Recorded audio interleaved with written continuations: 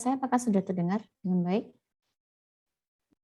Sudah ya, baik. Mohon maaf sebelumnya ini terlambat sekali karena saya mengakses dari Classroom cukup susah ya. Sebenarnya hari ini ada banyak sekali gangguan terkait dengan jaringan. Baik, saya lanjutkan dulu, sebentar saya share screen dulu ya.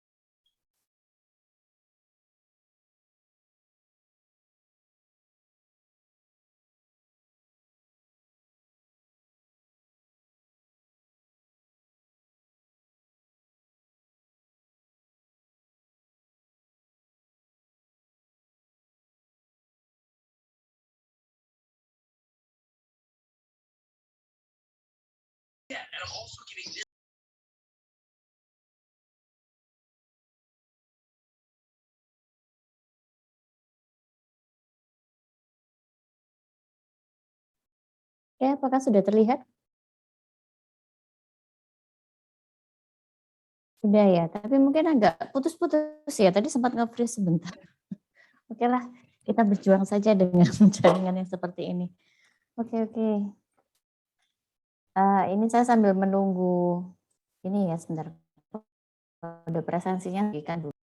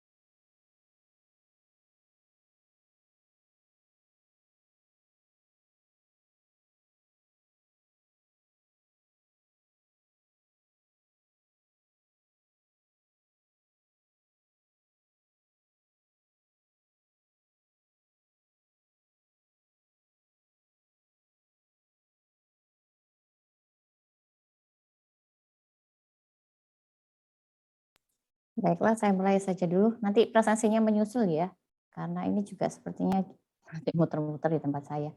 Oke, saya lanjutkan dulu saja. Setelah minggu lalu, terakhir kan kita bahas mengenai prinsip-prinsip dalam perancangan perangkat lunak ya, di mana Anda mengenal ada 7 prinsip, kemudian salah satunya yaitu cohesion dan coupling juga sudah sempat dijadikan sebagai tugas.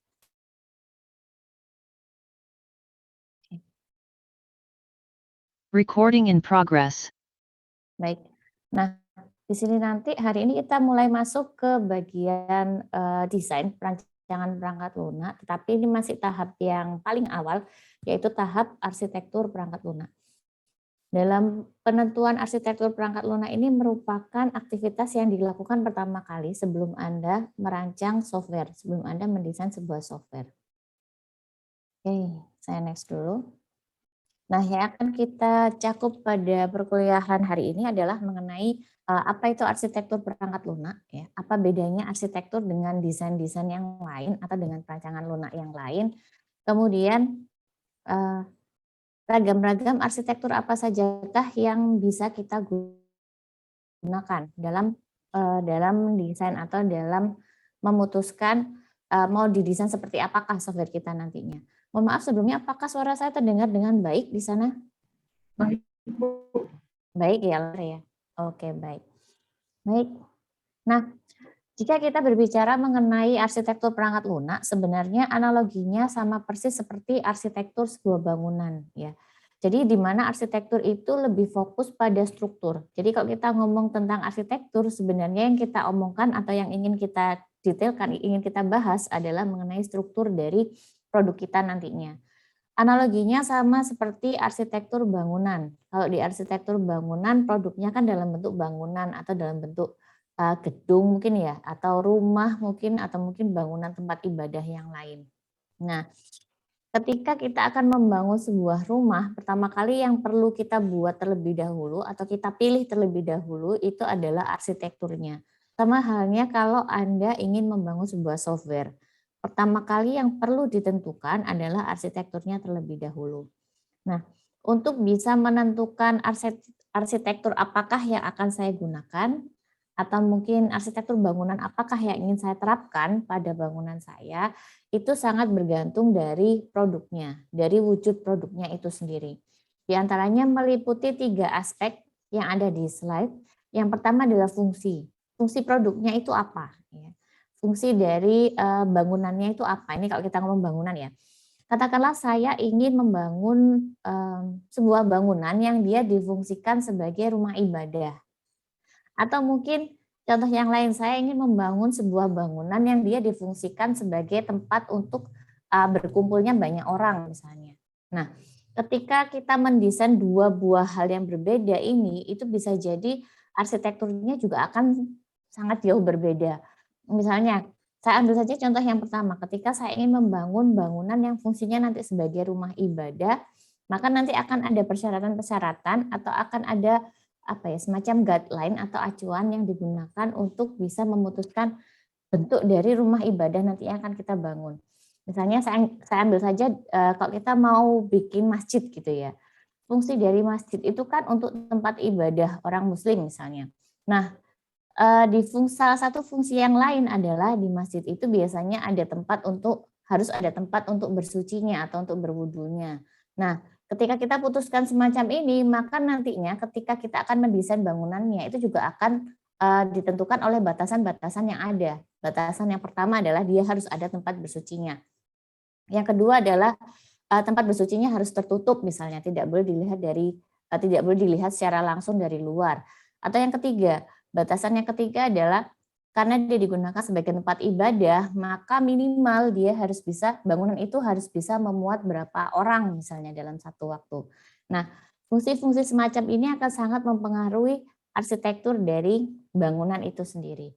Atau contoh yang lain misalnya, saya ingin membangun sebuah bangunan yang dia difungsikan sebagai Anda tahu mercusuar ya. Nah, yang difungsikan sebagai mercusuar misalnya, atau menara pengawas biasanya letaknya ada di sekitar pantai atau di hampir menjorok ke laut.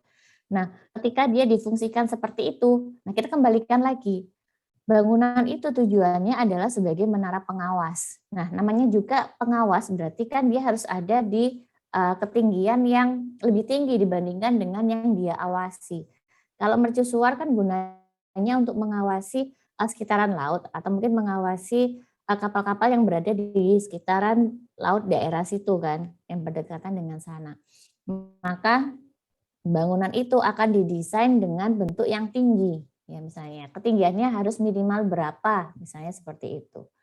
Kemudian aturan yang lain adalah karena dia dibangun di lokasi yang katakanlah mungkin di tebing, bisa jadi di tebing dekat dengan laut, atau mungkin di pantai, atau mungkin bahkan agak menjorok ke laut, di mana dia seringkali terkena paparan gelombang laut misalnya, atau ombak laut misalnya, maka nantinya arsitektur itu juga akan membatasi bangunan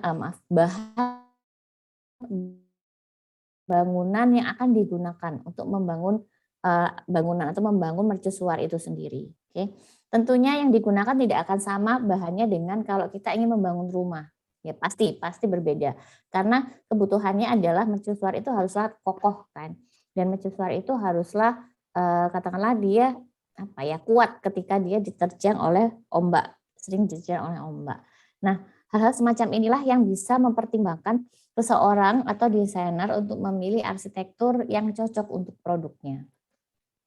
Kemudian selain fungsi juga ada fitur. Nah, fitur ini adalah hal-hal apa saja yang harus dimiliki oleh bangunan tersebut. Misalnya tadi kalau tempat ibadah ada fitur yang digunakan untuk bersuci ya, atau mungkin ada fitur yang digunakan untuk berwudu misalnya. Kalau di mercusuar berarti ada fitur yang digunakan untuk memastikan bahwa cahaya yang dihasilkan oleh mercusuar itu tidak terhalang oleh tembok-tembok yang lain. Kalau misalnya Anda perhatikan di mercusuar bagian atasnya itu kan mesti berongga ya. Bagian atasnya itu kan temboknya kan pasti berongga. Itu memastikan bahwa ada kalau misalnya dinyalakan lampu mercusuarnya itu, maka lampu itu bisa terlihat dari jarak yang sangat jauh misalnya. Nah, ini yang dikatakan dengan fitur. Atau saya kembalikan lagi ke mercusuar, karena di mercusuar itu tadi cukup tinggi, bangunannya sangat tinggi, maka harus ada fitur tangga bagi penjaga mercusuarnya untuk bisa mencapai ke atas bangunan misalnya. Nah, ini yang dimaksud dengan fitur. Tentunya juga ketika kita akan membangun tangga, tangganya mercusuar dengan tangganya masjid itu kan tekniknya nggak sama ya. Kalau di tangganya masjid kan mungkin tergantung dari bentuk bangunan masjidnya. Kalau misalnya mostly bangunan masjid kan mungkin kotak ya, kebanyakan kan kotak. Jadi kalau misalnya mau diletakkan tangga, ya paling banter mungkin cuma 3 sampai dengan 4 tingkat saja sudah selesai. Mungkin kita bikin bangunan tangganya itu yang zigzag, tahu zigzag ya. Nah, seperti itu nanti bisa nyampe ke atas. Tapi kalau misalnya mercusuar kan tidak. Mercusuar kan bentuknya tinggi menjulang ke atas. Kalau misalnya dibikin zigzag ya mungkin bisa, tapi bisa jadi sangat memakan tempat atau bahkan mungkin tidak efisien. Seandainya dibuat melingkar mungkin juga bisa, atau mungkin langsung dibuat naik ke atas gitu seperti kita naik tangga tradisional gitu ya mungkin juga bisa. Nah, ini akan sangat berpengaruh dari teknik yang akan digunakan untuk membangun fitur tersebut. Itu pun yang menentukan juga arsitektur. Dan yang terakhir adalah batasan. Nah, batasan-batasan ini akan mempengaruhi bentuk dari desainnya. Batasan ini akan menentukan bagaimana bentuk akhir dari produknya.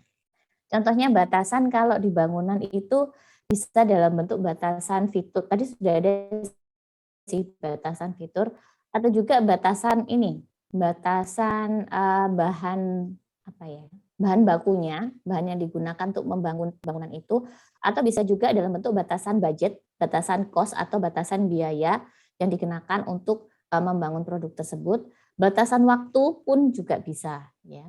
Jadi batasan-batasan ini juga nantinya akan bisa mempengaruhi cara kita memilih arsitektur mana yang lebih tepat diterapkan untuk produk tersebut.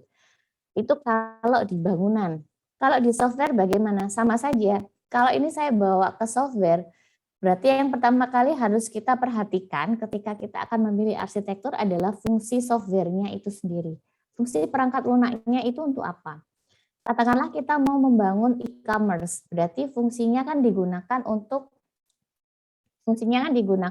jual beli atau digunakan untuk melakukan transaksi misalnya. Nah, contoh yang lain adalah kita akan membangun semacam e-learning gitu ya, atau LMS, Learning Management System, seperti yang kita punya di Classroom My ITS. Fungsinya adalah untuk memfasilitasi pertukaran materi di sana. Mahasiswa bisa mengumpulkan tugasnya di sana, bahkan dosen juga room tersebut. Nah, fungsi-fungsi dari software ini juga akan menentukan arsitekturnya. Yang kedua adalah fitur. fitur softwarenya tuh bisa digunakan untuk apa saja. Contohnya kalau tadi sempat saya sampaikan, fiturnya untuk e-commerce di software tersebut bisa digunakan untuk melakukan pembayaran online misalnya. Atau mungkin software tersebut bisa digunakan untuk memfasilitasi adanya potongan harga, entah itu diskon, entah dalam bentuk voucher misalnya. Itu juga bisa jadi fitur.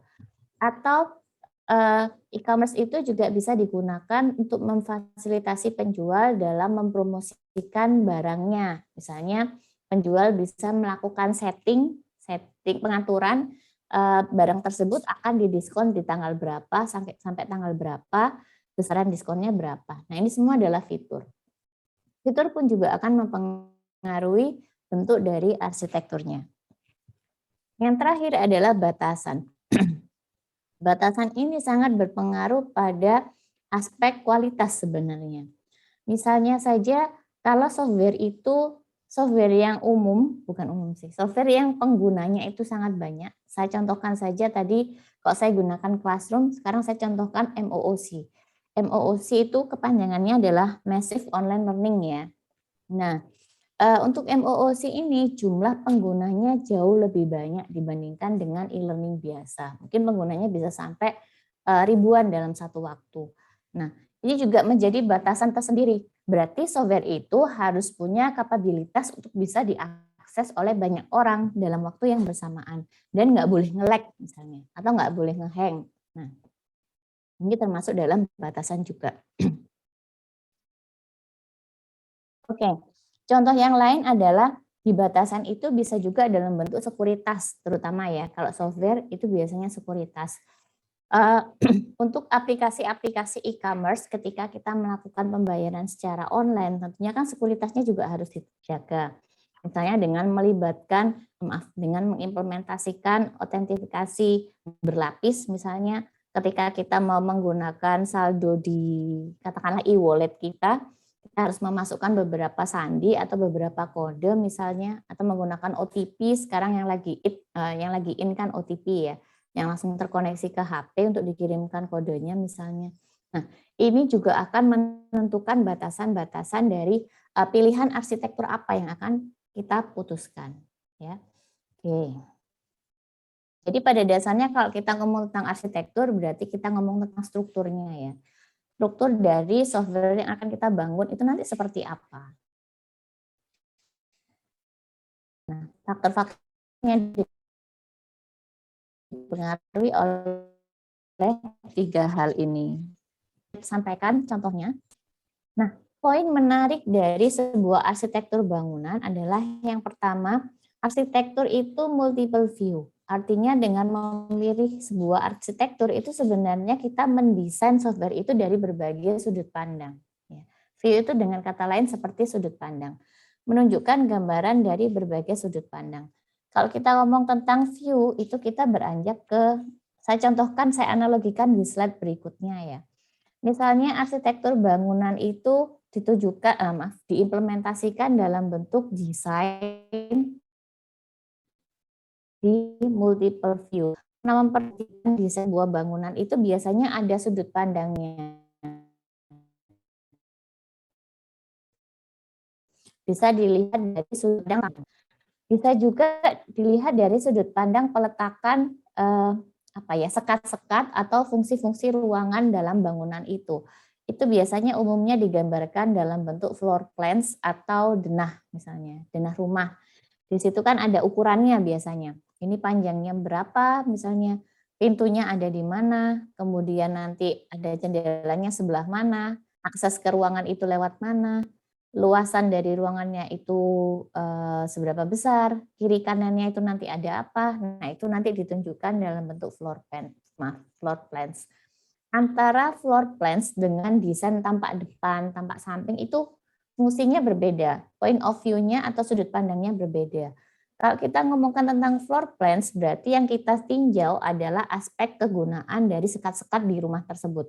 Tetapi kalau kita ngomong tentang desain yang tampak depan, tampak samping misalnya, berarti kita ngomong tentang aspek estetika atau aspek yang bisa terlihat oleh mata yang bisa diamati langsung ketika kita berada di luar ruangan.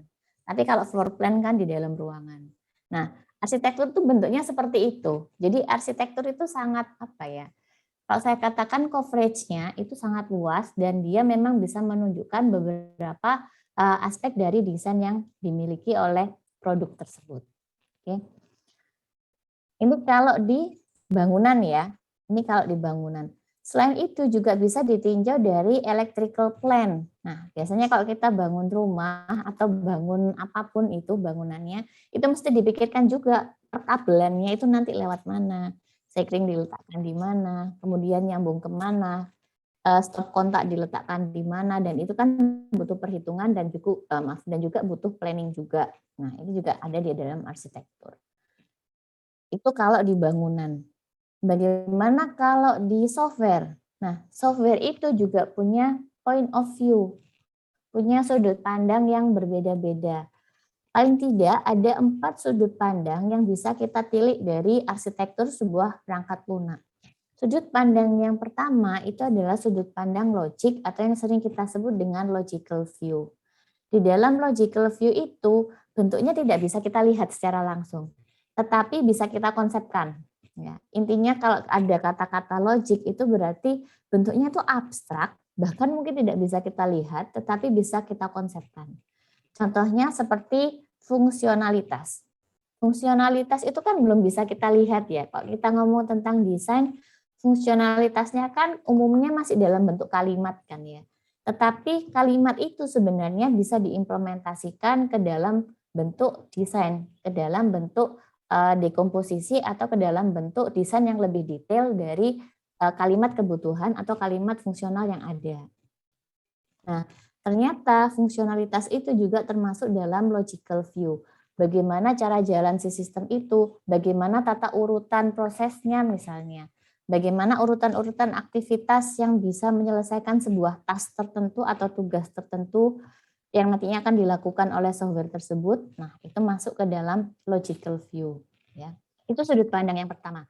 Dan sudut pandang fungsionalitas itu juga nantinya akan mempengaruhi arsitektur dari perangkat lunak. Oke.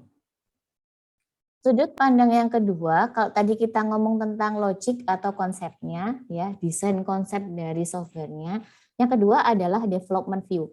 Nah, kalau sudut pandang yang kedua ini kita tinjau dari aspek bagaimana kita membangun software tersebut. Karena development itu secara harfiah kan artinya pembangunan ya, atau membangun. Ya. Meliputi aspek-aspek yang nantinya akan ditentukan oleh programmer sebagai sebagai orang yang membangun langsung si sistem. Selain itu di development view itu terutama kalau sistem kita itu cukup besar dan dia dibagi menjadi beberapa modul-modular yang berbeda, maka juga perlu diperhatikan konfigurasinya. Bagaimana setiap modul itu bisa di-extend atau bagaimana setiap modul itu bisa dikembangkan dan mungkin digabungkan dengan modul yang lain untuk menyelesaikan tugas yang lebih besar. Ini ada kaitannya sama kohesi ya sebenarnya di bagian ini. Tapi tentunya ada beberapa settingan yang perlu dilakukan. Nah, ini masuk dalam manajemen konfigurasi. Aspeknya adalah aspek pembangunan, yaitu ketika desainnya itu, ketika software itu dibangun. Ya. Aspeknya adalah aspek kemudahan pembangunan dari software itu sendiri. Oke. Kemudian aspek berikutnya, saya ke proses view dulu ya, karena biasanya deployment itu adalah aspek yang paling akhir. Jadi saya ke proses view dulu. Aspek berikutnya itu adalah aspek proses view namanya. Aspek proses berarti kita meninjau dari proses yang terjadi di dalam software itu. Apa saja yang bisa dilakukan oleh si software tersebut. Nah, yang bisa membaca atau yang butuh membaca planning tersebut adalah arsitek sistem. Ya. Sistem arsitek kita bilangnya.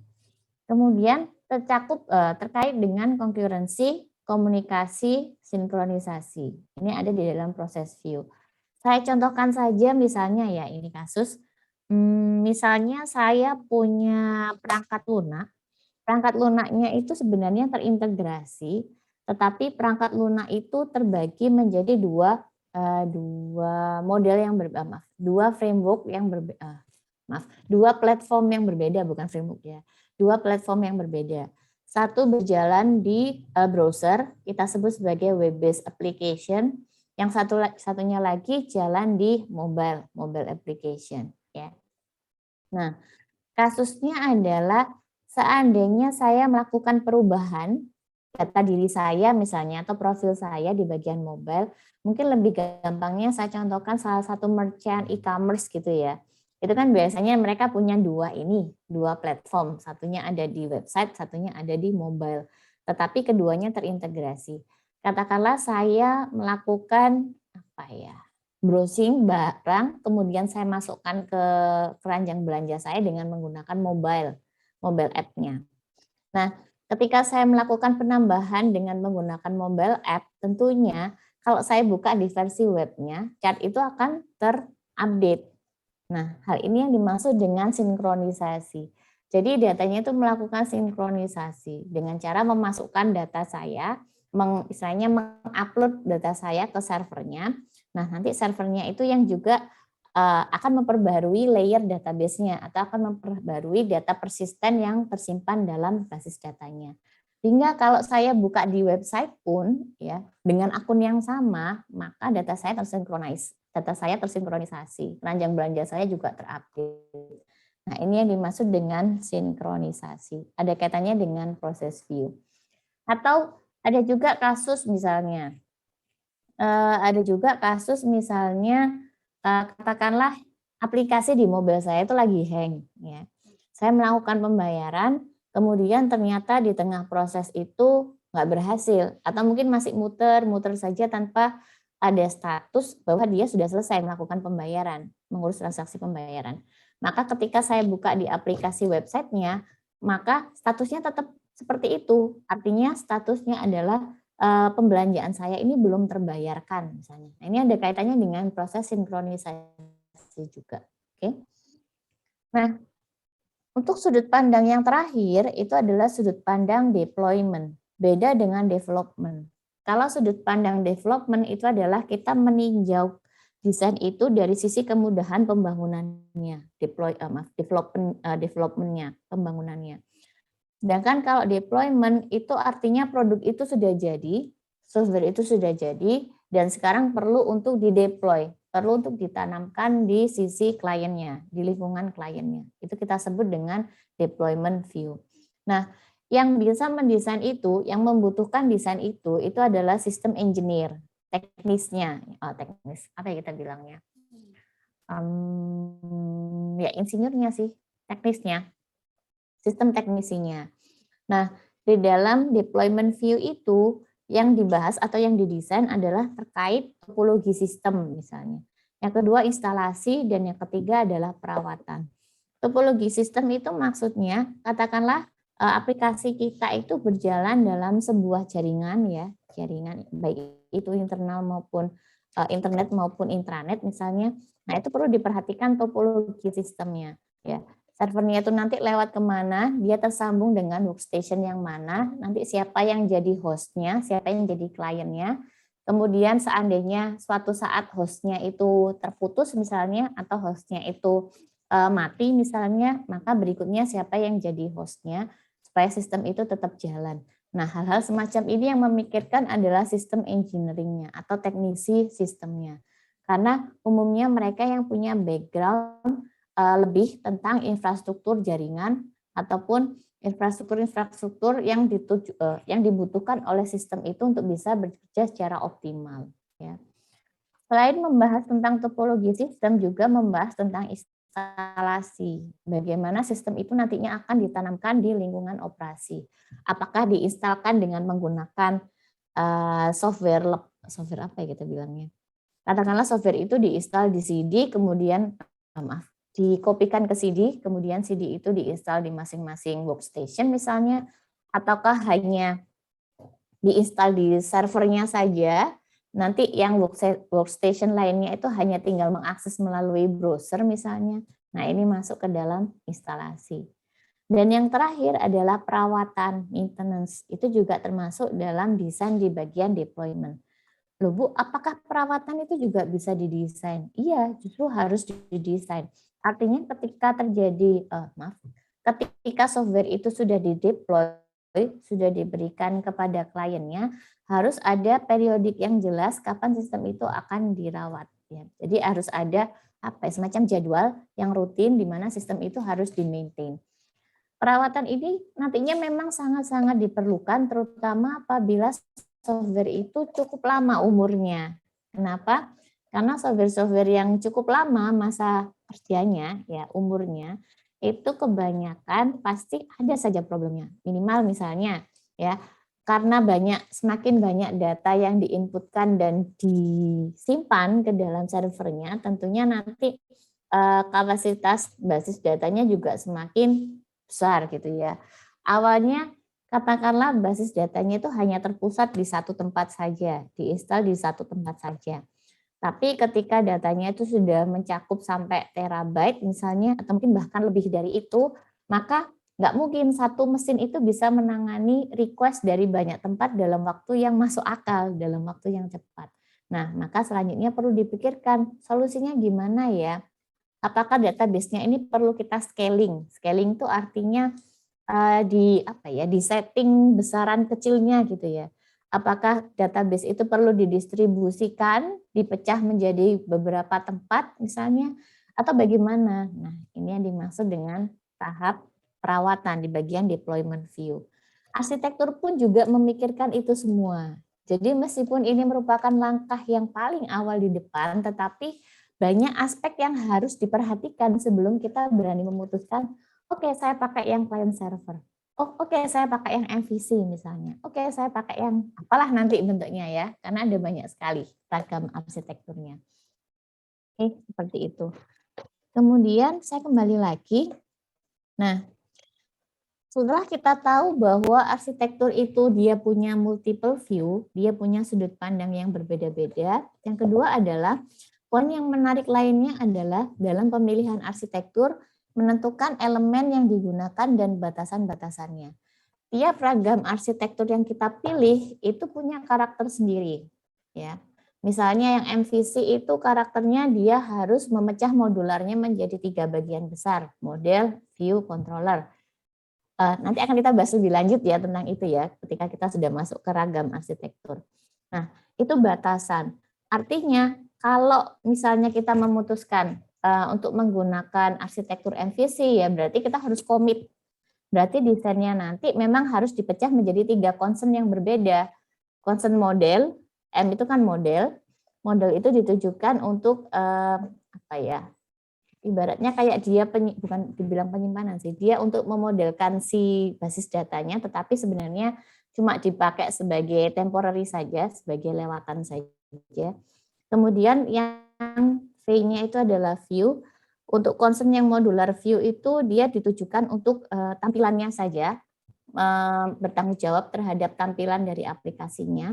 Sedangkan yang C di MVC itu, yang C itu adalah controller. Nah, si controller ini tugasnya menghubungkan antara modul yang model dengan yang view misalnya. Nah, berarti harus komit seperti itu. Ketika kita mendesain aplikasinya, mendesain softwarenya, strukturnya harus mengikuti 3 modul itu. Model, view, controller. Boleh nggak saya nambahi modul yang lain? Ya nggak bisa, nggak jadi. Itu malah menyalahi arsitektur. Imbasnya apa? Imbasnya kegagalannya lebih besar justru. Jadi harus komit dengan arsitektur apa yang dipilih saat itu. Oke. Yang ketiga adalah efek penggunaan suatu teknik pada desain. Ketika kita sudah memutuskan menggunakan arsitektur apa, maka akan ada batasan-batasan teknik. Kalau tadi ada batasan desain, sekarang ada batasan teknik juga. Pilihan jenis arsitektur juga berimbas pada teknik yang akan digunakan. Banyak sebenarnya kalau kita bahas tentang ini banyak. Saya skip dulu saja ya untuk yang teknik ini karena banyak sekali, nanti mungkin akan saya sampaikan di akhir slide ketika kita sudah ngomongkan tentang referensinya. Oke, ini sudah. Ini sudah. Nah, kalau begitu, apa sih yang sebenarnya dimaksud dengan software architecture atau arsitektur perangkat lunak? Software architecture of a program or computing system is the structure or structure of the system. Kita garis bawahi yang kata-kata struktur ya. Karena pada dasarnya arsitektur itu yang ngomongin tentang strukturnya, struktur bangunannya ya. Which comprise the software elements, the externally visible properties of this element, and the relationships among them. Jadi selain kita bahas tentang strukturnya, arsitektur itu juga akan memuat tentang elemen-elemen softwarenya, apa saja yang harus dimiliki oleh si software itu, serta properti apa sajakah yang bisa terlihat dari luar, termasuk juga relasi antar elemennya. Jadi arsitektur itu komplit. Mungkin bisa saya katakan arsitektur itu paket komplitnya. Ya. Oke, seperti itu. Saya next dulu. Pengertian yang kedua adalah arsitektur is concerned with the selection of architectural elements, their interaction and the constraint of those elements, and their interaction necessary to provide a framework in which to satisfy requirement dan seterusnya. Anda perlu mencermati kata-kata yang dicetak merah. Lagi-lagi menyebutkan tentang elemen. Lagi-lagi menyebutkan tentang constraint. Lagi-lagi menyebutkan tentang interaction. Kalau ini tadi interaction, sebelumnya tadi bilangnya relationships ya, sama. Ya, interaksi dan juga hubungan antar elemennya sama. Kemudian ada lagi yang ngomong tentang struktur. Nah, kalau misalnya bisa kita gabungkan sebenarnya arsitektur perangkat lunak itu memuat beberapa keyword. Keyword structure, strukturnya, elemennya, relasi antar elemen, kemudian batasan. Dan yang terakhir mungkin bisa dilengkapi dengan patterns. Nah, nanti akan saya tunjukkan beberapa jenis pattern atau pola dalam arsitektur perangkat lunak. Ya, ada buku acuannya menggunakan bukunya O'Reilly kalau nggak salah. Ya, nanti akan saya bahas lebih lanjut. Oke. Jadi pada dasarnya arsitektur perangkat lunak itu merupakan struktur perangkat lunak yang terdiri dari elemen. Elemen itu kalau kita artikan secara harfiah berarti dia berupa unit penyusun perangkat lunaknya, unit-unit kecil penyusun perangkat lunaknya. Kemudian interaksi. Interaksi itu adalah hubungan antar elemen, bagaimana elemen itu saling berkomunikasi satu dengan yang lain. Kemudian properti. Properti itu adalah atribut-atribut apa saja yang ada dalam elemen tersebut yang bisa dilihat. Ya. Kemudian ada constraint. Constraint adalah batasan. Constraint itu juga, maaf, suara saya terputus ya? Iya. Masih terdengar suara saya? Terdengar tapi putus. Iya. Selain itu constraint, Selain itu constraint juga bisa membatasi bagaimana cara membangun dari software tersebut. Dan yang terakhir ada patterns. Patterns adalah pola yang dapat digunakan. Mungkin kalau bisa saya katakan patterns itu sama seperti best practice ya. Saya tuliskan di bawahnya.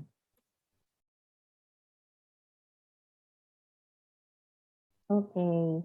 Jadi patterns itu sama seperti best practice. Maksudnya best practice itu adalah ada beberapa pilihan arsitektur yang umum dipakai karena mereka terbukti paling sering sukses diterapkan. Ya. Jadi yang dimaksud dengan pattern atau pola itu adalah ragam-ragam arsitektur yang umum digunakan dan terbukti sukses atau terbukti kemungkinan keberhasilannya lebih tinggi gitulah ya. Itu kita sebut sebagai best practice. Oke. Best practice ya namanya. Oke. Nah, kemudian intinya arsitektur memuat 5 keyword itu ya, elemen, interaksi, properti, constraint, dan juga patterns. Bagaimana peran arsitektur dalam desain? Arsitektur itu bisa dijadikan sebagai alat komunikasi antar stakeholder. Kenapa? Karena arsitektur itu memuat desain dari berbagai sudut pandang. Di slide sebelumnya, Anda juga sudah mengenal bahwa tiap-tiap sudut pandang itu pemangku kebutuhannya berbeda, stakeholdernya berbeda. Misalnya, arsitek itu apa ya? sistem arsitek atau si perancang perancang sistemnya itu, mereka akan lebih concern terhadap sudut pandang yang terkait dengan logical dan proses. Sedangkan programmer dan si manajer konfigurasi itu lebih concern terhadap development, aspek pembangunan dari perangkat lunaknya. Kemudian untuk sistem engineer-nya itu lebih concern terhadap deployment. Nah, karena semuanya itu tercakup dalam arsitektur, maka bisa disimpulkan arsitektur itu merupakan alat komunikasi antar stakeholder. Karena dia memuat desain dalam sudut pandang, ya berbagai sudut pandang, multiple view itu tadi.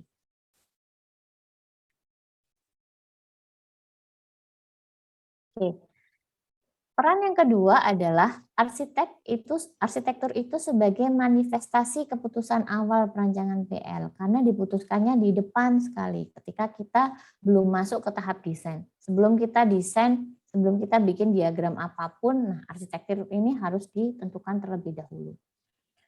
Yang ketiga adalah abstraksi yang dapat digunakan pada sistem yang lain. Ingat, tadi salah satu keyword yang penting dalam arsitektur itu ada patterns.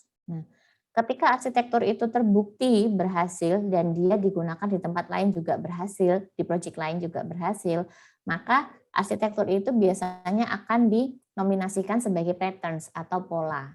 Nah, pola-pola ini ya nantinya umum sekali digunakan oleh developer ketika mereka membangun sistem yang serupa.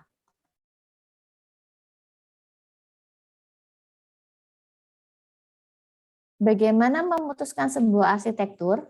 Pada dasarnya, memutuskan perancangan arsitektur itu merupakan proses kreatif sehingga akan bergantung pada tipe sistem yang dikembangkan, latar belakang dan pengalaman si arsiteknya, dan kebutuhan khusus dari sistem. Ya itulah poin-poin yang perlu diperhatikan. Bisa next dulu ya. Lalu apa saja yang perlu kita cermati ketika kita akan memutuskan sebuah arsitek? Kita mau pakai arsitektur yang apa? Nah, pertama adalah patterns. Patterns-nya ada tidak?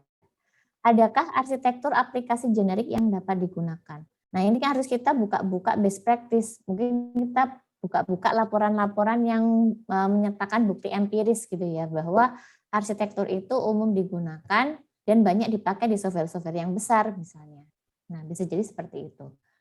Yang kedua adalah bagaimana sistem itu akan didistribusikan. Nah, ini kaitannya dengan deployment ya. Didistribusikan itu artinya sistem itu sudah jadi dan dia siap untuk dibagikan ke klien.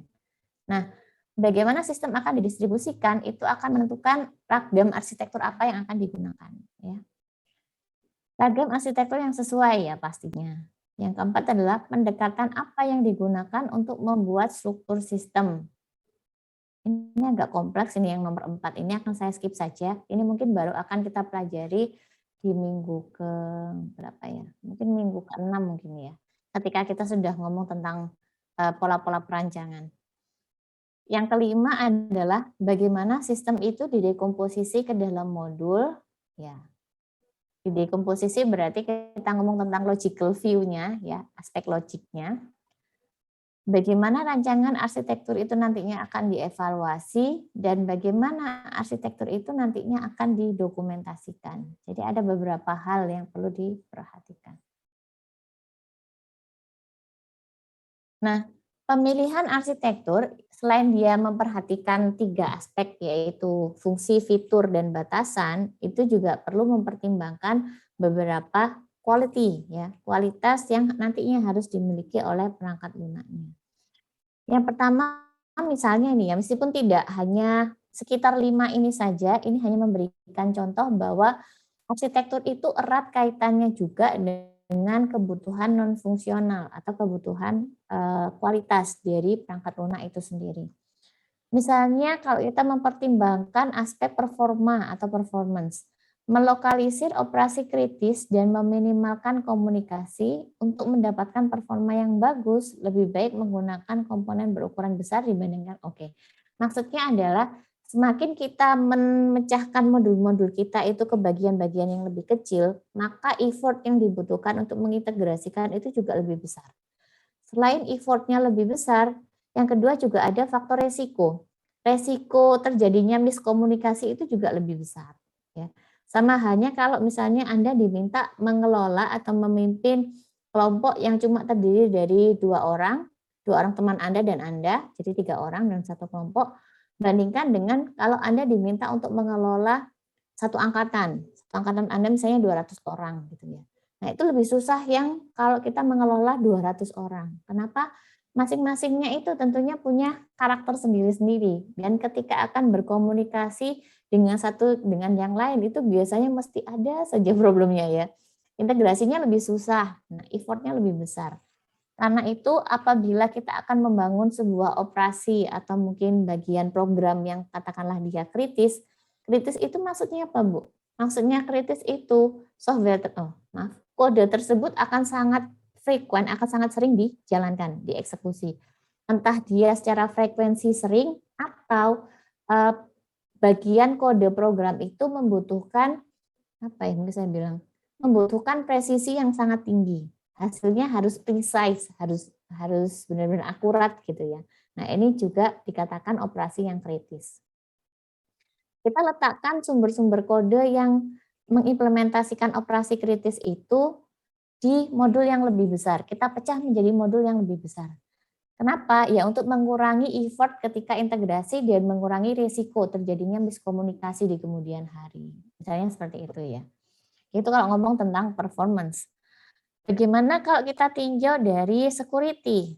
Nah, katakanlah kita diminta membangun software yang secure, yang harus aman. Dikatakan aman kalau software tersebut bisa melindungi data-data yang tersimpan secara persisten di basis datanya, supaya tidak bisa langsung diakses oleh orang luar atau klien case misalnya, atau orang umum biasa misalnya.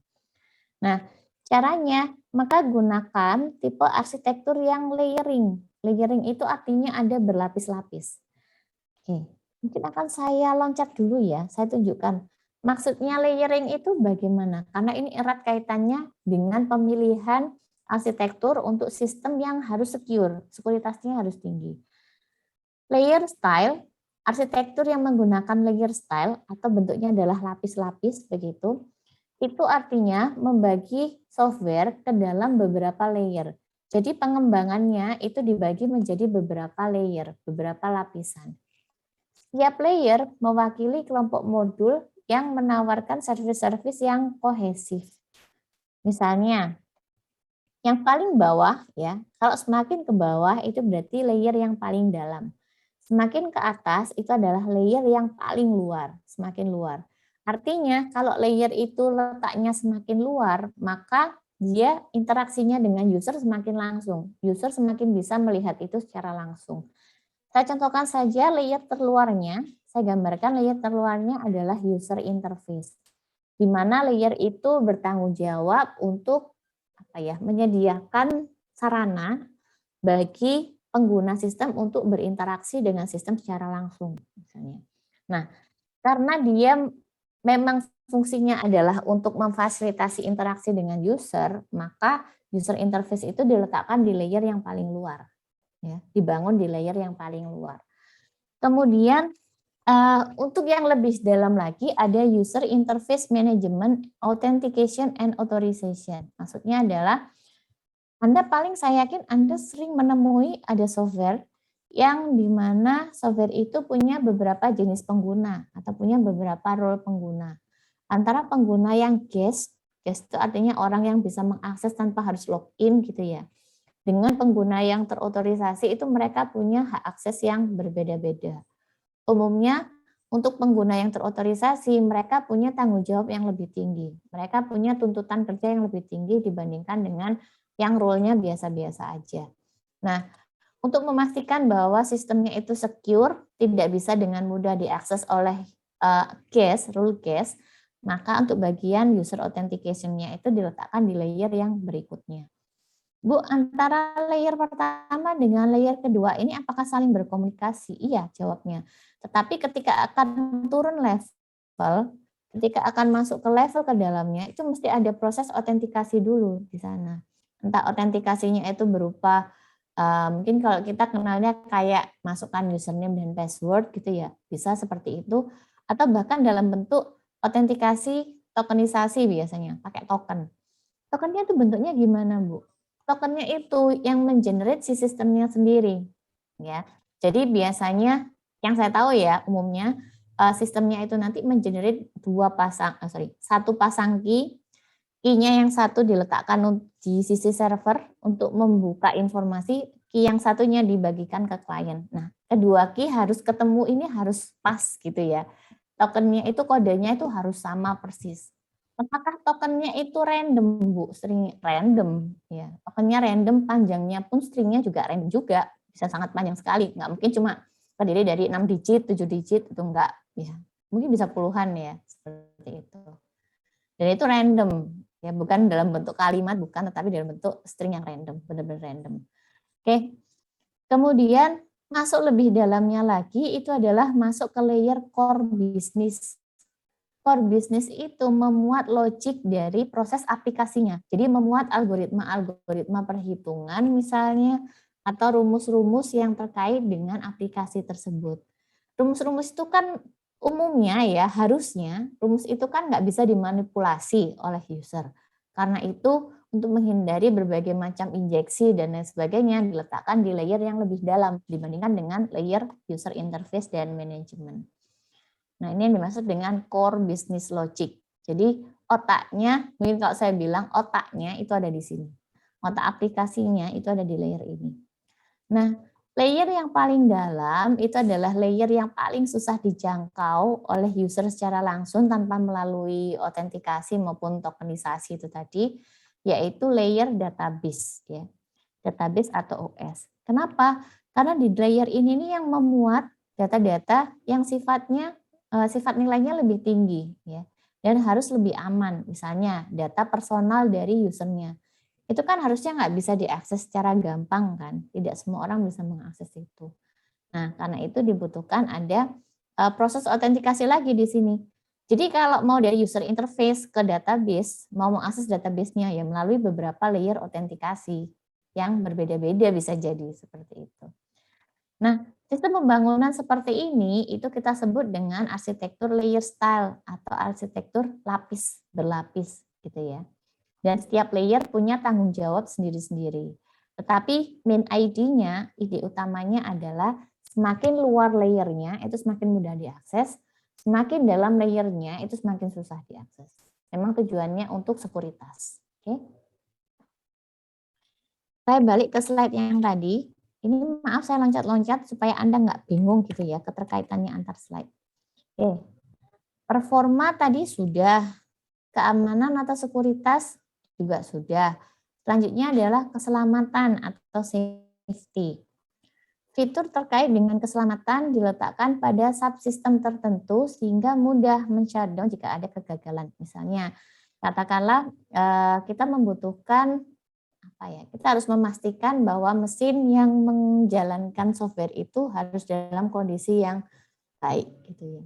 Katakanlah mesinnya itu kalau terindikasi mesinnya bekerja terlalu keras, kemudian mungkin ada indikasi bahwa sistem itu hardware-nya itu, mesinnya itu mau failure, mau gagal, maka harus ada semacam mekanisme shutdown yang bisa dilakukan tanpa harus melalui hardware tersebut misalnya. Ini termasuk dalam fitur dalam arsitektur yang mempertimbangkan keselamatan atau safety. Yang keempat adalah ketersediaan, availability. Dibutuhkan komponen redundan dan mekanisme toleransi kesalahan. Kalau availability ini intinya untuk memastikan bahwa sistemnya itu bisa on terus gitu ya. Dan mengurangi terjadinya cacat, mengurangi terjadinya sistem failure. Intinya seperti itu. Keterawatan atau maintainability, menggunakan komponen-komponen kecil dan mudah diganti. Nah, ini sebenarnya bisa jadi antara satu quality dengan quality yang lain itu saling saling cross gitu ya, saling bentrok satu dengan yang lain. Tadi disebutkan di bagian performance, kalau misalnya kita ingin mengimplementasikan operasi-operasi yang kritis, sebaiknya diletakkan atau diimplementasikan di modul yang besar unitnya atau besar granularitas, granularitas itu? Ukuran dari modulnya itu besar. Tetapi untuk keterawatannya ternyata yang lebih besar itu lebih susah maintenance-nya. Bahkan kalau di maintainability disarankan sebaliknya, gunakan modul yang lebih kecil karena keterawatannya lebih mudah. Nah, bisa jadi antara satu aspek, satu kualitas dengan kualitas yang lain itu bisa saling kontra. Lah, lalu kok seperti itu bagaimana, Bu? Mana yang dimenangkan, mana yang enggak? Nah, itu ya apakah stakeholder. Jadi memang harus dibicarakan dengan stakeholder. Manakah yang lebih diutamakan? Kalau yang diutamakan adalah performance-nya, ya berarti kita mengorbankan beberapa aspek di kemudahan maintainability. Tapi kalau yang diutamakan adalah maintainability-nya, supaya memastikan cost maintenance-nya nggak terlalu melonjak, maka yang dikorbankan ya aspek performanya. Jadi ada trade-off di sana. Tahu trade-off ya? Trade-off itu ada pertukaran, ada keseimbangan di sana. Yang mengatur ya si stakeholder itu sendiri. Oke. Nah, setelah kita tahu bahwa arsitektur itu dia memuat struktur, dia memuat elemen, dia memuat interaksi antar elemen, kemudian memuat constraint, dan juga memuat patterns atau pola best practice yang umum digunakan, barulah kita masuk. Sebenarnya arsitektur itu bentuknya ada berapa sih? Ragamnya arsitektur itu cukup banyak ya di sini. Ini belum mencakup semua ya. Ini belum mencakup semua. Ini hanya beberapa saja. Ada layer style yang tadi sudah saya sampaikan tadi di sini ya, seperti ini. Ada layer style, ada pipe and filter, client server, ini rasanya Anda sering mendengar ini. Lalu ada tier, ini bacanya bukan tier ya, tapi bacanya tier. 2 tiers, 3 tiers, maksudnya seperti itu. Lalu ada MVC, ini tadi yang sempat saya singgung sebentar tadi di slide sebelumnya, model view controller. Lalu ada PAC, presentation, abstraction, and control. Ada microkernel, batch sequential, interpreter, process control, tool-based, blackboard, event-based, peer-to-peer. Dan ketambahan ada lagi yang terakhir di sini, ada di sini. Ini judul bukunya, judul referensinya itu adalah Software Architecture Patterns. Jadi di sini Anda dikenalkan ke, kalau nggak salah ada 6 ya, 6 jenis arsitektur yang dijadikan sebagai pola. Kenapa dikatakan pola? Karena dia yang saat ini paling sering digunakan. Ya, ada seperti itu. Ya, saya ulas sedikit saja. Kalau yang MVC ini mungkin nanti akan Anda kenal di, sekarang lagi ngambil PWeb ya, pemrograman web. Iya, Bu. Ya, mungkin diajarkan di pemrograman web kalau misalnya di kelas Anda menggunakan framework ya. Kalau misalnya. Tapi kalau tidak ya bolehlah nanti Anda coba cari referensi tentang itu. Oke. Dan saya masuk ke contoh yang di ini ya. Saya buka di sini ya. Nanti silakan bisa Anda buka sendiri. Saya ganti screen dulu. Oh iya, sudah.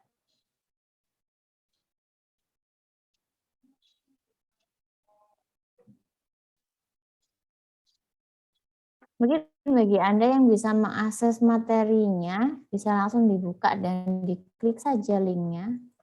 Ini saya masih kesulitan membuka presensi. Nanti kode presensinya saya susulkan saja ya, karena ini sepertinya classroom hari ini putus nyambung.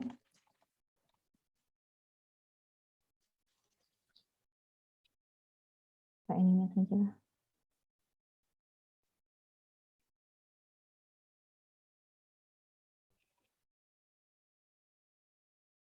Oke, terbaca. Terlihat tidak?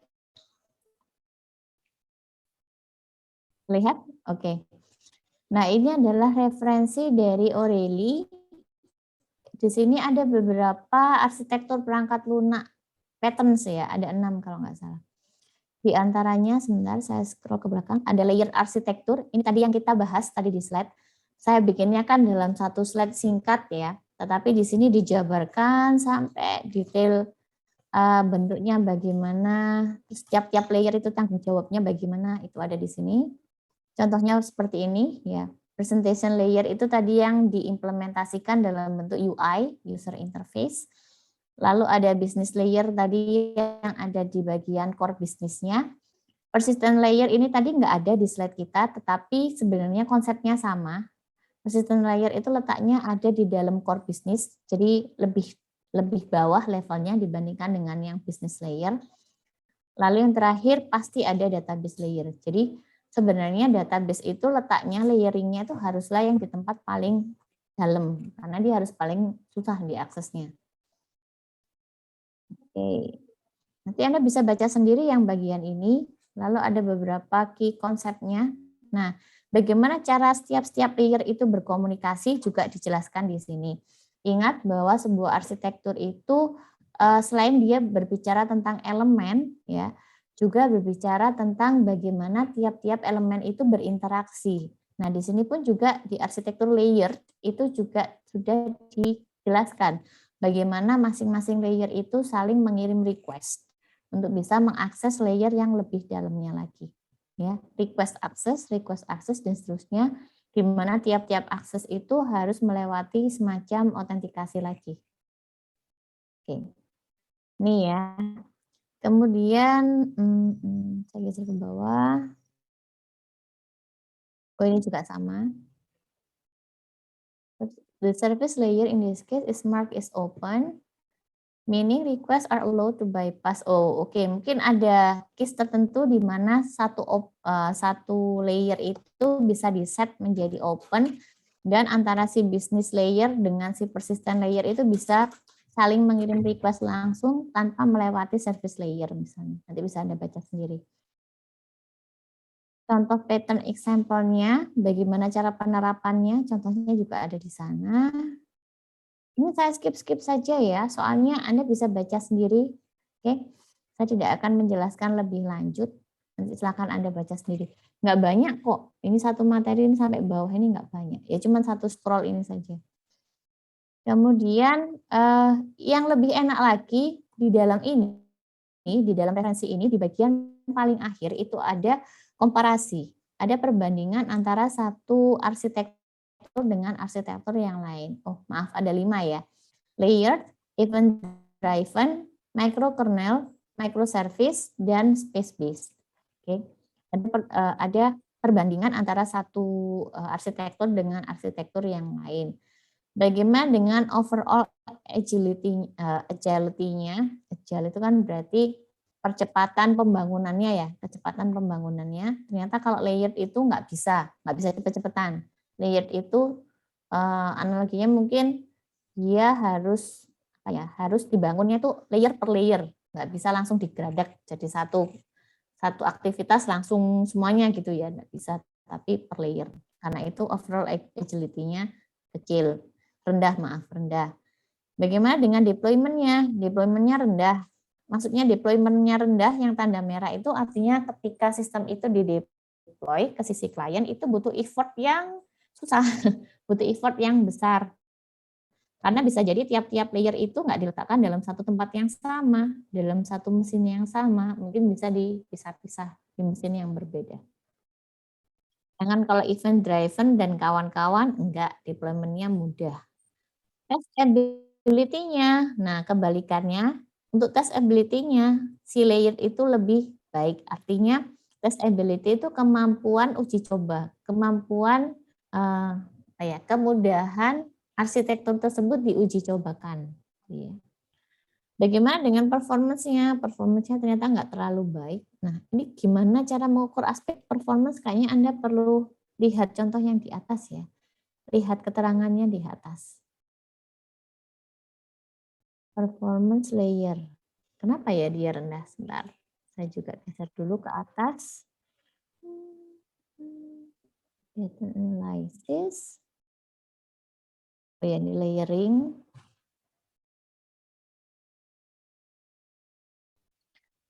Ini.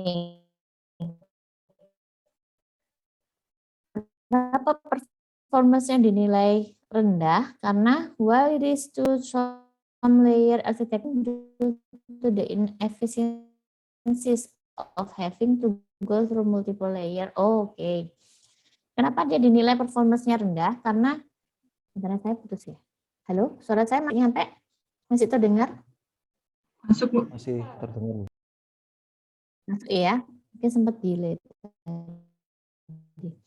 Oke. Kenapa yang layer itu dinilai performance pas antara satu layer dengan layer yang berikutnya itu nggak selalu bisa terjadi. Jadi memang harus melewati step-step layer yang di antaranya dulu, yang di tengah-tengah dulu, baru bisa masuk ke layer yang paling dalam. Karena itu dikatakan performance-nya rendah, karena dia nggak bisa melakukan bypass gitu ya. Jarang bisa melakukan bypass langsung ke multiple layer di dalam arsitektur. Oke. Nah, kalau scalability itu maksudnya apa, Bu? Scalability itu artinya apa ya? Mungkin bisa saya katakan kemampuan software itu untuk di-scale. Di-scale itu artinya scope-nya dibesarkan, dikecilkan gitu ya. Scope-nya ruang lingkup si aplikasinya itu bisa diatur. Itu kita sebut sebagai scalability. Oke. Because of the trend toward tightly coupled and monolithic implementation of this pattern, application built using this architecture pattern are generally difficult to scale. Karena pada dasarnya antar satu layer dengan layer yang lain itu tightly coupled, jadi sangat-sangat berkaitan, sangat-sangat dependent gitu ya dengan satu dengan yang lainnya. Dan modelnya adalah monolithic implementation. Monolithic implementation itu ya diimplementasikannya satu persatu dan nggak boleh di-cloning ya. Monolit itu maksudnya seperti itu, dia nggak boleh diklonkan, nggak bisa diklonkan. Application built using this architecture pattern are generally difficult to scale. Karena itu dia sulit untuk di-scaling. Kita sulit untuk memanage seberapa besar scope yang kita inginkan untuk aplikasi tersebut. Karena sekalinya dia diimplementasi, sekalinya dia di develop, ya udah permanen gitu ya. Itu layer. You can scale a layered architecture by splitting the layers into separate physical deployments or replicate the entire application. Nah, baru bisa di scale kalau misalnya yang direplikasi, yang di cloning itu keseluruhan aplikasinya. Jadi keseluruhan layernya itu kayak dibangun ulang, di copy, di cloning ulang gitu ya. Itu baru bisa di scale. Bukan berarti dari satu aplikasi yang sama kemudian dimodifikasi untuk di scaling gitu nggak bisa. Tetapi ya itu di cloning dulu, satu keseluruhan itu di cloning dulu, baru yang di tempat baru dia bisa diatur seperti itu. You can scale a layered architecture by splitting the layer into separate physical deployments or replicating the entire application into multiple nodes. But overall, the granularity is too broad, making it expensive to scale. Ya, secara keseluruhan memang kalau untuk sistem layering itu skopnya besar. Memang susah untuk dikecilkan lagi. Oke, jadi cara membacanya begitu ya. Nanti silakan Anda amati dari kesekian banyak pattern di dalam software arsitektur itu plus minusnya di mana.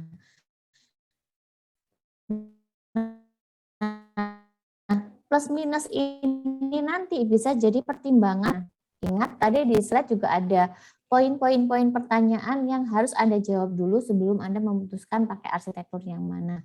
Nah, salah satu pertimbangannya bisa cek yang ini. Kalau saya butuh sistem yang proses pembangunannya itu cukup cepat, harus agile, maka sebaiknya jangan pakai yang layered. Sebaiknya pakai yang event driven, microkernel, atau yang lainnya misalnya. Atau kalau misalnya saya membutuhkan sistem yang scalability-nya itu baik, ya, maka jangan gunakan yang layered, gunakan yang lainnya. Seperti itu ya. Jadi memang ada trade-off-nya, ada plus minusnya masing-masingnya. Nanti silakan Anda baca sendiri ya, karena 5 ini kan nggak banyak. Tapi paling nggak dari 5 itu bisa memberikan gambaran ke Anda bahwa oh bentuknya arsitektur itu seperti ini loh. Tapi kita belum ngobrol lebih jauh ke desain ya. Ini masih kulitnya saja. Masih hal yang pertama kali harus Anda putuskan kalau Anda ingin mendesain software. Tentukan dulu arsitekturnya.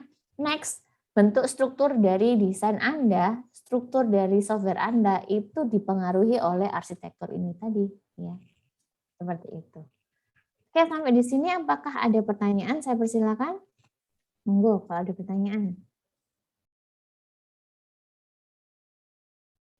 Hari ini materi kita baru arsitektur, karena nanti Anda belajar mandiri saja. Anda silakan baca lagi ini ya. Mungkin barangkali mungkin ya. Mungkin Anda perlukan juga nanti ketika